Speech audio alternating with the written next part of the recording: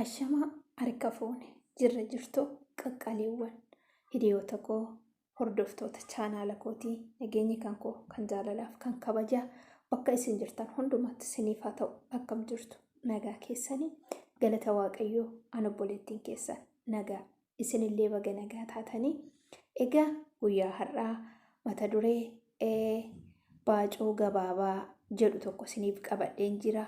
Baacoon kun afaaniin kanan isinitti muta'a. Isa dursa garuu maatii koo naaf taatanii kan jirtan na hordofaa na jajjabeessaa karaa kamiinuu na cina kan jirtan ulfaadhaa fayyaa ta'an isiniin jedha.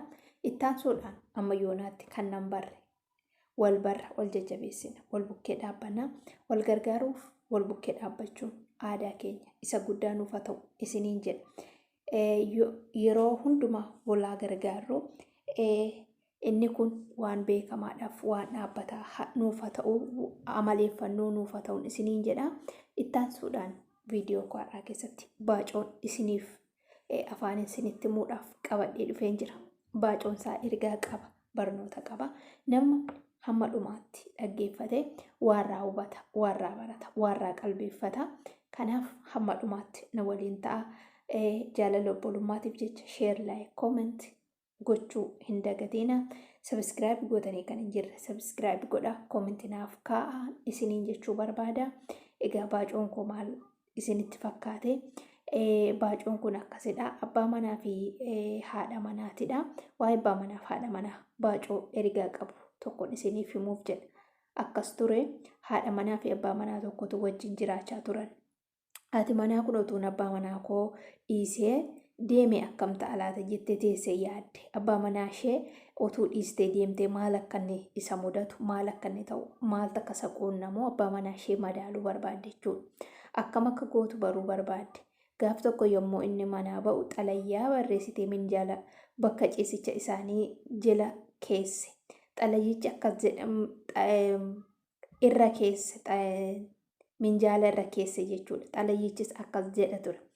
Siif obseen dadhabe. Anaaf ati walii galuu hin dandeenye. Kana booda obsa koo fixadheera. Si wajjin gubachaa jiraachuu hin danda'u. Ani deemeera nagaan tur jettee ofii ishee siree jala seentee dhokatte. Abbaa manaa ishee dhokatte jechuudha. Xalayyaa akkas jedhuun barreessite. Sababni isaa abbaa manaa ishee madaaluudhaaf. Abbaa manaa ishee miira inni keessa jiru. Yeroo isheen akkas jettee deemtu miira akkamii akka itti dhaga'amu abbaa manaa ishee yaada akkamii akka inni qabu isa madaaluudhaaf jecha hin deemte tuun taane minjaala jala galte yookaan siree jala galte hin dhokatte xalayyaa barreessiteef jechuudha. Abbaa manaa ishee kana hin dhokatte. Sanii booda abbaan manaa ishee manatti hin deebi'ee akkas jedhe ani deemeera nagaatti jettee erga isheen xalayyaa sana barreessitee fi ofii isheetti siree jala galtee jechuudha. Abbaan manaa ishee bakkeerraa gaafa manatti ol galu abbaan manaa ishee yoo ol seenu haati manaa mana hin jirtu. Kutaa ciisicha isaatti yommuu ol lixu xalayyaa isheen minjaalarra keesse sana argee dubbisee fixee booda gammadee ol utaalee bilbila isaa saffisaan fuudhee nama tokkotti bilbile. Innis amma irratti bareera. Isheenis narratti hin barreessite. Isheen piraankii wayii isa amma nuti piraankii jennee otoo namni hin beekin waa tokko goyyoomsinu yookiis waa tokko akka piraankiitti otoo namni sun yaadaan hin qabin waan tokko irratti hojjennu wayiitiin wal fakkaata. Innis isheen goyyoomsite kana bareetu moobaayilii isaa yookaan silkii isaa kiisii isaa keessaa fudhateetu jechuudha. Saniin booda ishee irratti tooftaa hojjete. Gaafa isheenii akka kanatti muudii irratti qabattee abbaa manaa ishee madaaluudhaaf jettu jechuudha. Achii booddee nama tokko irratti bilbilee heloo dammaqoo eessa jirta uffee jedhee akka waan shamarran biraatti bilbilaa jiruutti heloo dammaqoo eessa jirta jedheetu silkii yaaduma gurra isaatti qabatee ishee goyyoomsuutti jira jechuudha. Isheen siin jedhu sun sokkiteem eessatti wal agarru baga deemte durumayyuu natu dogongore jalqabuma si fuudhuun narra ture. Ariifadhu bakka dur wal arginu sanatti kottu baay'ee jedheeni silkii isaa cufate.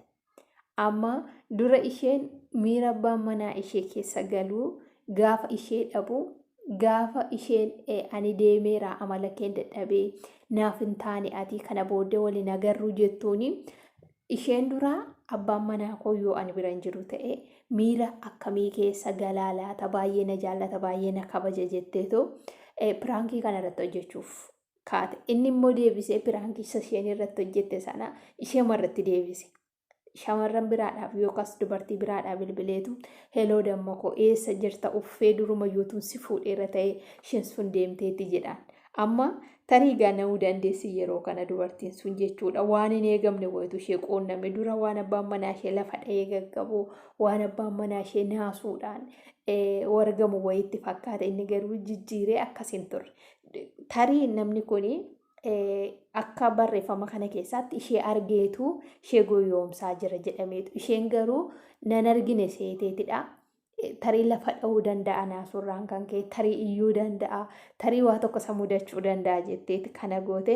Inni garuu kallattii isheen eegdeen otoo hin taane kallattii biraatiin isheedhaaf deebise jechuudha. Saniin booda isheen dhokattee jirti jechuudha. Amma kana hundumaa gootu dhokattee jirti.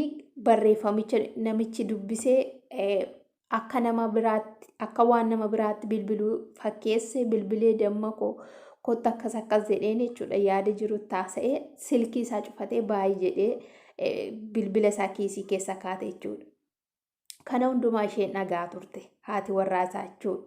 Silayyuu isheen mana jirti manaa gadi hin baane innis amma ishee argeera. Waan gurri ishee dhagee kana amanuu dadhabee irqinfattee boosse imimmaan fuula isheerra dhangala'ee dhiira amanuun kanumaa jette. Dura abbaa manaa isheerraa kana hin eegne jechuudha. Abbaan manaa koo yoo na dhabe hin du'a yookiis abbaan manaa koo naasuudhaan gaggabaa. Isheen ammoo jaallatti piraankii irratti hojjettee jirti. Inni garuu kallattiidhaan deebisee piraankii sana ishee irratti hojjete jechuudha. Alana dhiira amanuun barreeffamni kun ergaa guddaa qaba. Yeroo tokko otuu hubatiin dhiirri bara kanaa akkasidha jenna. Shamarran bara kanaa akkasidha jenna. Garuu dhugaa jirtu barreeffama kana keessaa waa hedduu hubachuu dandeenya jechuudha. Otuu hubatiin qubaa hin gubatiin jedhamti Oromoon iyyuu. Waa tokko otuu hubatiin gaafa dhaqaniif keessa galanii akkas mataa nama dhukkubsa jechuudha. Fakkeenyi dubartii kana waa baay'ee nama barsiisuu danda'a. Abbaa manaa ishee madaaluudhaaf deemte sanii booddee piraankiin sun isheetti deebi'ee dhugaatti inni dhugaa utuu hin taane inni dubartii biraa qabatee utuu hin taane dubartii biraa waliin haasa'ee utuu hin taane piraankii isheen isarratti hojjechuuf kaate isheedhuma irratti deebiseetu ishee irratti hojjete. Sana booddee dhiira akkamitti amanuu abbaa warraa koo otoo hin goyoomsine ta'eeyyuu waan biraa keessa jiraa kan jedhu ofii isheetti naasuudhaan boo'ichaa fuulli ishee dhiquu eegale jechuudha. Kanumaa jettee siree jalaa baatee fajajjee utuu isheen dhaabbattu abbaan manaa balbala banatee deeme. Yeroo kana isheen gara saalooniitti gaafa dabartu waraqaa wayii argite. Yeroo fuutee dubbistu waraqicha akkas jedha. Atillee na qoruuf yaaddee ani immoo miila keen siree jalatti argee nan sobe eenyuuf illee hin bilbille. Anis si qoruuf malee daabboo bituufan gadi ba'ee tapha fokkisaa akkasii dhiisii ka'iitii irbaata nuun qopheessi sin jaalladha jedhee barreessee deeme. Otoo hin hubatiin qubaa hin gubatiinii kan jedhu wajji wal fakkaata. Haati manaa otoo hin hubatiin jaalala abbaa manaa ishee madaaluudhaaf yookiis jaalala abbaa manaa ishee piraankii gochuudhaaf kaate jechuudha. Garuu abbaan manaa ishee nama beekaadha, nama ishee jaallatudha. Tapha akkasii kana piraankii akkasii kana narratti hojjetiini ansi argeera bakkati jirtu ka'iitii hojii nuuf hojjedhu jedheeni dhaamsa isaa xumuratee barreeffamaan lafa kaa'ee deeme.